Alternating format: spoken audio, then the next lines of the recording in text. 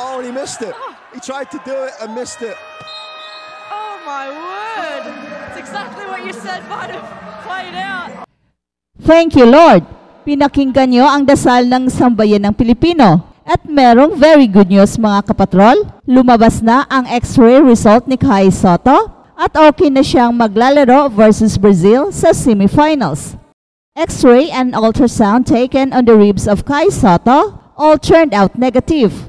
Per sources in Liga, Sotto is feeling some soreness and discomfort, but there is high optimism that with round-the-clock treatment, he will play in Saturday's semifinals. At sa semifinals ay makakatapat ng Gilas ang Brazil para sa isang knockout game at ang mananalo ay mag-advance sa Olympic qualifying tournament finals for the right to qualify sa Paris Olympics.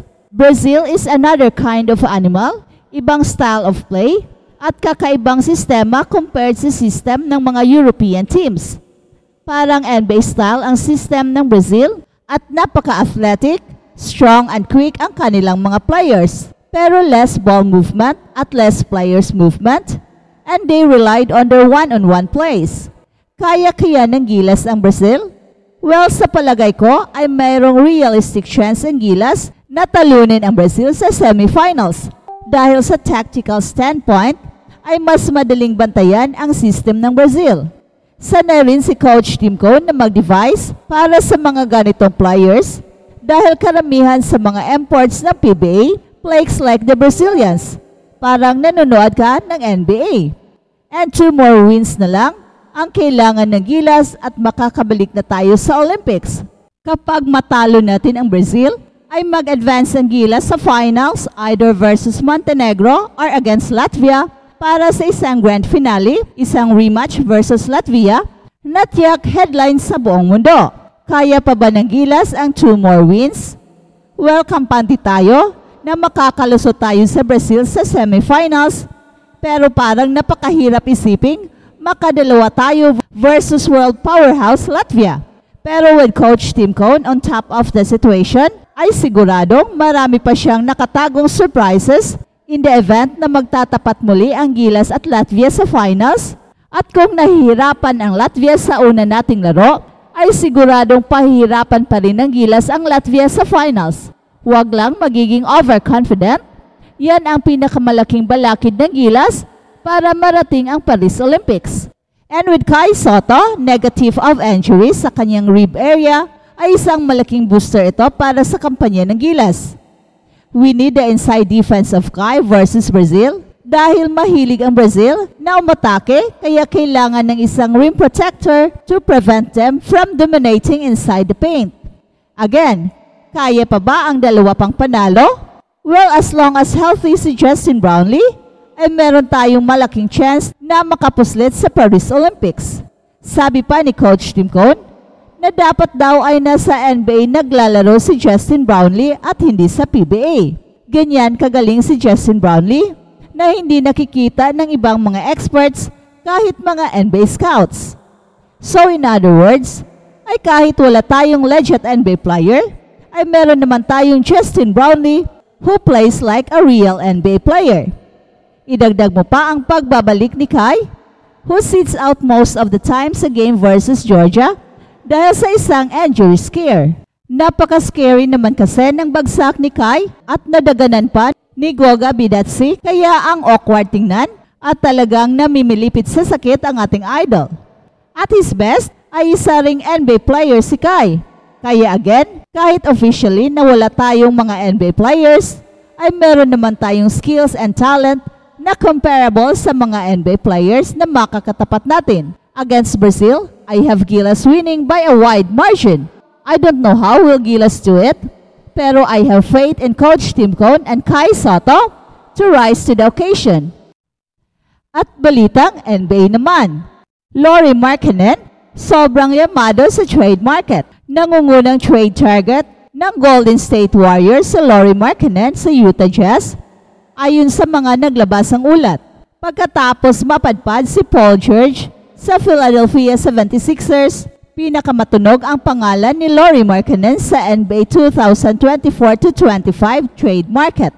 Entrisado rin sa 27 years old forward ang Sacramento Kings at San Antonio Spurs. Ang nakalistang 7-footer na si Markkanen ay magkaroon ng size ang Golden State Warriors kung sakaling makukuha nila ito.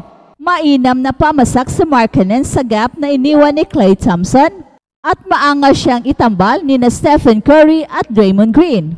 Bukod pa ito sa kanyang maangas na shooting.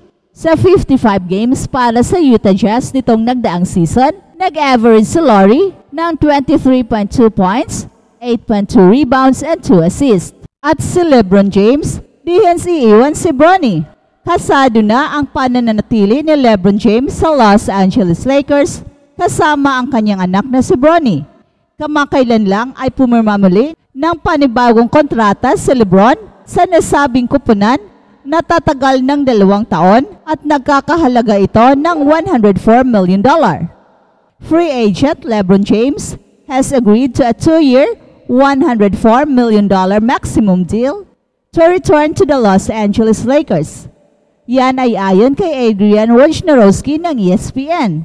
Si LeBron ay magiging 40 years old na sa December 30 at itinuturing na isa sa pinakamahusay na player sa kasaysayan ng NBA. At sa pagbabalik nito sa Lakers, kasado na rin ang pagsasama ni LeBron at ng kanyang anak na si Bronny sa isang kupunan.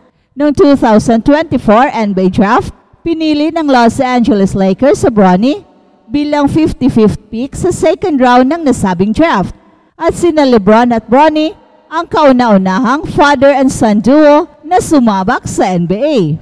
LeBron James is making it official. He's coming back for a record-tying 22nd season in the NBA. Nagkasundo si LeBron James na pumirma ng 2 taong kontrata upang manatili sa Los Angeles Lakers. Yan ay ayon sa isang taong may kaalaman sa negosasyon. The second year of the deal is at LeBron James' option and means he could become a free agent again sa susunod na summer. Sa senaryo na ito, maaring maglaro si LeBron kasama ang kanyang anak na si Bronny bilang mag-teammate sa Los Angeles Lakers kung saan magiging magkapareha sila para sa iisang kupunan. At inaasahan nakikita si LeBron ng halos $50 million sa darating na season na magtataas sa kanyang kabuuang kikitain sa kanyang karera sa basketball sa halos $530 million at magiging unang manlalaro sa kasaysayan ng NBA na matagumpay na makakuha na higit sa $500 million. Magiging ika-22 season na ni LeBron sa NBA, tying sa record ni Vince Carter para sa pinakamatagal na pananatili sa liga. Pinili ng Los Angeles Lakers si Bronny James noong nakarang linggo sa ikalawang round ng draft na naglalagay sa kanila sa posisyon na magkaroon ng unang father and son duo na maglalaro sa NBA.